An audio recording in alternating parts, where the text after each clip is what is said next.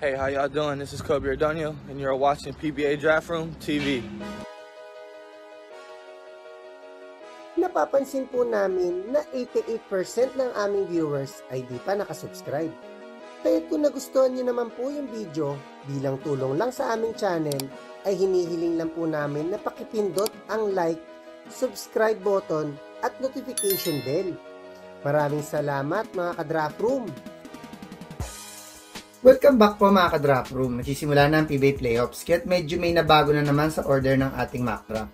May tinanggal po muna ako dito sa ating list dahil sa walang kasiguraduhan ng pagsali sa draft. Pero may ilang marquee prospects din ang nadagdag dito sa ating new list. Ito na nga po at sisimulan na natin. Sa first overall pick, Terra Firma selects Kentin Millora Brown. Malaki talagang kawalan dahil hindi nag-resign si Stan Hardinger. Kaya't naiisipan na lang ng Jeep i-trade ito. Kaya't sakto din dahil may towering big man na available sa draft na to na si QMB. Bukod sa mapupunan nito, ang inside game na naiwan ni si Stan ay mas bata pa ito at mahaba pa ang prime. Yan ay kundi siya agad ite-trade ng Terra Firma. Sa second overall pick, Phoenix selects Terdi Ravena. Isa din sa talagang nag-i-struggle ngayon ay ang Super LPG Masters. Kahit dapat ay kunin nila dito ang best available prospect regardless of position at si Terdi yun na pwedeng maging franchise player ni Coach Jamike. Imagine na lang kung gaano ka-deadly ang wing tandem ng Rivero at Ravena. Sa third overall pick, Blackwater selects Renz Abando. Naka-jackpot sa last draft ang bossing sa pagkakakuha sa leading rookie of the year candidate na si Cedric Berfield. Pero kung makukuha pa nila sa next draft ang high flyer na si Abando ay talagang mas magiging deadly ang wing rotation ni Coach Carriazo. Imagine na lang kung gaano ka-explosive ang magiging wing tandem ng Abando at Berfield. Sa fourth pick, NLEX selects Gio Chu. Sobrang talented na at lalim ang guard rotation ng Road Warriors. Lalo na kung bumalik si Ravena. Promising at versatile din ang kanilang wing rotation. Pero talagang kulang sa kanilang lineup ay ang kakulangan ng size sa kanilang mga big man. Kaya pwedeng gamitin naman nila ito sa 6'9" na si Gio na galing din sa MVP group. For sure ay magagamit agad nila ang outside shooting at size ng isa sa tallest sa class na ito. Sa fifth pick ng first round, Magnolia selects Justin Gutang. Usually ay laging isa sa nasa top ng standings ang Chicken Templados, ngunit patuloy silang nag-i-struggle this season. At this conference nga ay muntik pa sila malaglag sa playoffs. Kitang-kita na aging na talaga ang mga core players ni Coach Victorero. Nakakuha na sila ng young big man na si Lucero, kaya dapat ay kumuha naman sila ng young wing na pwede maging isa sa stars ng Magnolia. At pwedeng si Gutang yun na posibleng maging main wing offensive option nila next season. Sa 6th pick, San Miguel selects Jason Brickman. Surprisingly, after a long time ay di nakapasok sa playoffs ang SMB. Malaking bagay dito ang kanilang mga washout guards. Kahit ang newly acquired scoring guard na si Chongson ay di rin sapat para makapasok sila sa quarterfinals. At saktong gamitin nila ito sa PBA ready na si Brickman na pwedeng maging main playmaker nila. Dahil sa style of play ni Jason, tingin ko ay may at least 5 years pa siya ng kanyang prime upang maibalik uli ang Bearmen sa contention. Mas madali nang maseset ang post-up game ni Junmar at slashing ni Perez pagkakuha nila kay Brickman. Sa 7th pick ng first round, Northport selects Will Gozum. May ilan pang solid wing prospects ang available pa sa pick na to, pero sobrang ganda ang pinakita ng kanilang superstar wing tandem na sina Munson at Tolentino at pwedeng gamitin nila ito sa big man. Isa rin sa may pinaka-undersized frontcourt rotation ng Batang Pierre. Pero dahil sa kanilang hustle ay naging solid complementary ang mga ito sa kanilang import kahit sila ang number 1 sa standings ngayong conference. Mostly pa dito ay mga NCAA big mans gaya nila Calma Contapay, Onrubera at Flores. Kaya't saktong kunin nila dito ang imposing at hustle NCAA big guy din na si Gozum na magiging solid addition sa kanilang young up-and-coming team. Sa 8th pick, Converge selects DJ Fena. Malaki ang in-improve ng Fiverr-Xers this season compare sa last year. Lalo pa tumibay ang big man rotation nila nang naglaro na si Balti. Lumakas din ang kanilang guard rotation dahil sa heading trade. Wing na lang ang need nilang palalimin upang tuluyang maging contender na ang Converge next season. Kaya't saktong kunin nila ang two-way threat, athletic feel ang wing na si DJ na mas magpapalaki ng kanilang forward rotation at mas magpapalakas ng kanilang overall defense. Imagine na lang kung gaano ka-deadly ang magiging scoring wing trio ng Winston, Penner at Stockton. Sa 9th pick ng first round, Meralco selects Chris Poole. hindi consistent ang ibang mga wing ng Bolts. At ang kanilang first scoring option naman na si Maliksi ay injury prone na. Kaya pwede gamitin nila ang pick na to sa all-around wing na si Kun. Mas lalong lalalim ang talented wing rotation ni Coach Trillo.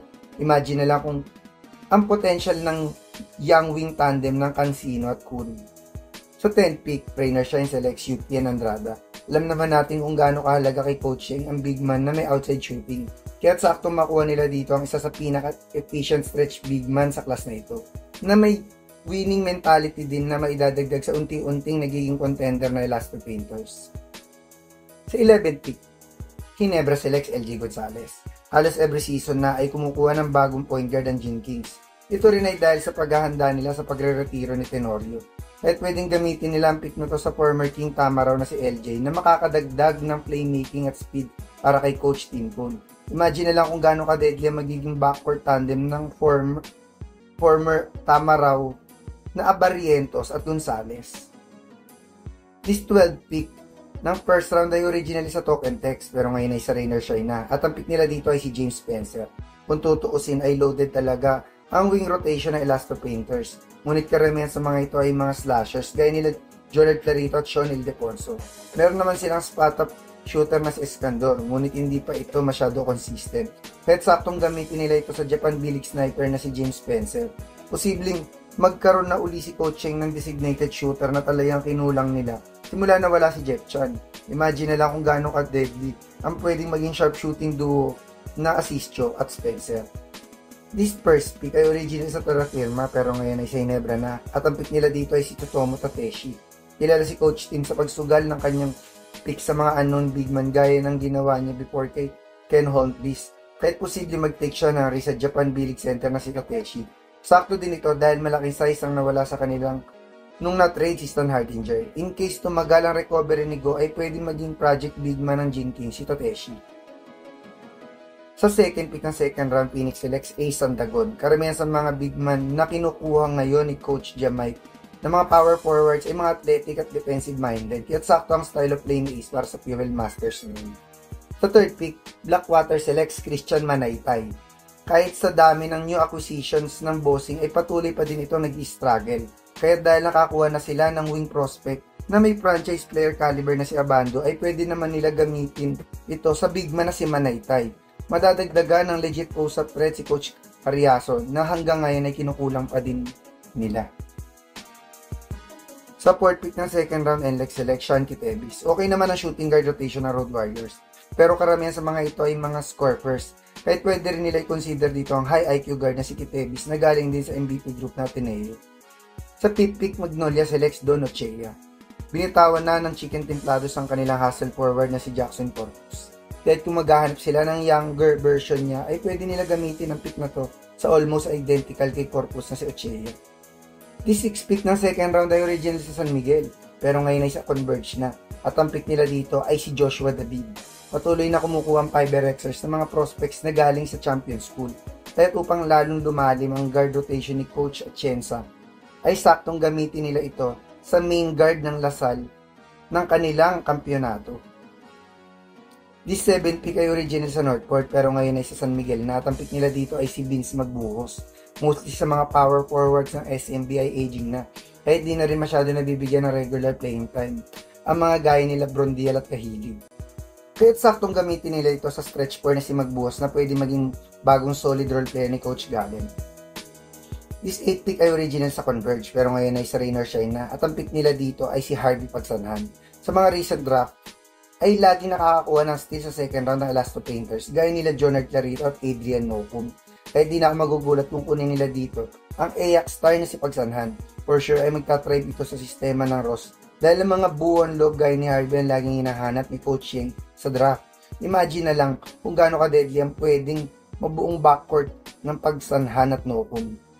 Sa 9th pick ng second round, Meralco selects JL Capulong.